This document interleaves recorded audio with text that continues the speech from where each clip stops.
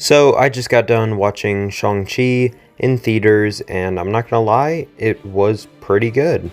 I wasn't really expecting this movie to be terrible or anything, but Marvel not advertising this one as much as they did for pretty much any other movie was a little bit concerning, and to be honest, I have no idea why they were acting like this. So let's get into this review and see what did and didn't work for me in this movie. So to begin with, I think it's only necessary to go from scene to scene with this movie because I feel like that's the only way I can properly review it, meaning this is going to be a spoiler-filled review, though I'll try not to spoil too many things, I guess. So this movie starts off with the parents being introduced and shows the scene of them meeting. And this scene was really funny, but also really cool. This is the first fight scene in the movie, and it introduces both characters very well. We can see that the dad is undoubtedly someone who just wants power and control, while the mom simply wants peace and prosperity for everything going on.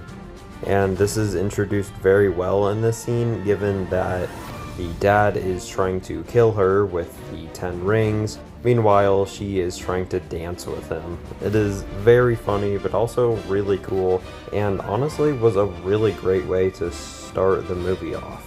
One of my few problems with Black Widow's, I guess you could say, story was that the introduction scene was way too long and kind of made the pacing feel a little bit weird in some regards, but this movie doesn't have that problem at all.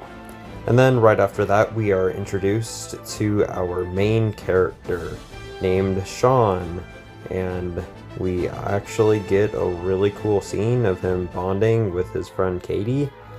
These scenes right at the start of the movie were actually really cool and really funny as well. They introduce both of these characters as perfect young adults in the United States, and honestly, this worked really well for me. These are both compelling characters, and you can totally see where their charisma is coming from. I also think it's necessary at this point to note that the pacing of this movie is kind of slow, but in a good way, and it's not really easy to explain without watching the movie, but it's fast-paced in terms of the action scenes, but slow-paced in terms of basically everything else, but I will say that it does work very well. And then shortly after this, we get our first action scene, which is on the bus, and I don't know, this action scene is really cool, and all of the fight choreography throughout this entire movie is incredible. The camera is still, but still moves enough to where you can completely tell what's going on and feels really amazing. All of the shots land very well, and just overall, I can't really describe the fight scenes that well, but they're really cool and make this movie so much more fun to watch. And I will say, although this action scene is really cool, it does kinda serve as the first time that the plot is really moving forward, and I would have preferred maybe another 5 minutes of getting to know Sean and Katie before they're thrown into their journey. But then we have Sean trying to meet with his sister in a scene that at first I thought was going to be really dumb, but actually turned out to be really cool in a fun, fighting arena, and even Wong makes an appearance in this scene, which wasn't a cameo that I was expecting at all. But then after this, we get another really cool fighting scene. This time it is on the side of a building, and this is just a really cool and inventive fight. I love how they build the idea of if you fall off the building, you're dead, so don't fall off. And honestly, this scene just worked really well. Like I said earlier, all of the fighting scenes were extremely well made, and you can tell that the choreographer really knew what they were doing. All of the actors do a great job in these scenes, and yeah, I really liked all the fighting scenes. After that scene, however, we get a reintroduction to the father, who technically is the main villain of the story. I kind of like that there isn't really a giant antagonist in this story. It kind of works really well, and overall the father here is actually made really well. You can tell that he still cares about his children, but on the other side of things, he's still evil and wants power and, you could say, control. Basically, he says that he wants to revive Shang-Chi's mother.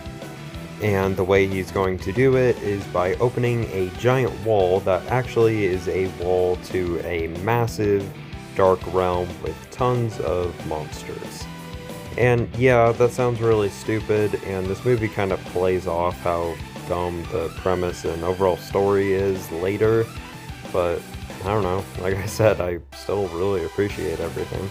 And then after this scene, we get introduced to our second comic relief character, second to Katie, and this is Trevor, also known as the Mandarin from Iron Man 3. And hearing that he was in this movie was kind of exciting because I actually found him to be kind of funny in Iron Man 3, though I'm not sure if that's a popular opinion or not. And yeah, he works pretty well here, but it kind of gets annoying at the end. It's hard to really say. But yeah, I kind of changed my mind though with this review. I don't want to get into super big spoilers, so I'll just kind of skim by everything else. So with that in mind, after this, they get a scene where they go to a village, and then the village gets attacked, and then they fight off the big monsters that I talked about earlier, and these action scenes are all really cool, well made, they're emotional, there's some really cool flashbacks in here, and yeah, I'm sorry for skimming by everything for those of you who wanted my full take on the entire movie, but I feel like spoiler-free reviews are much nicer and more consumer-friendly, so that's what I'm going with.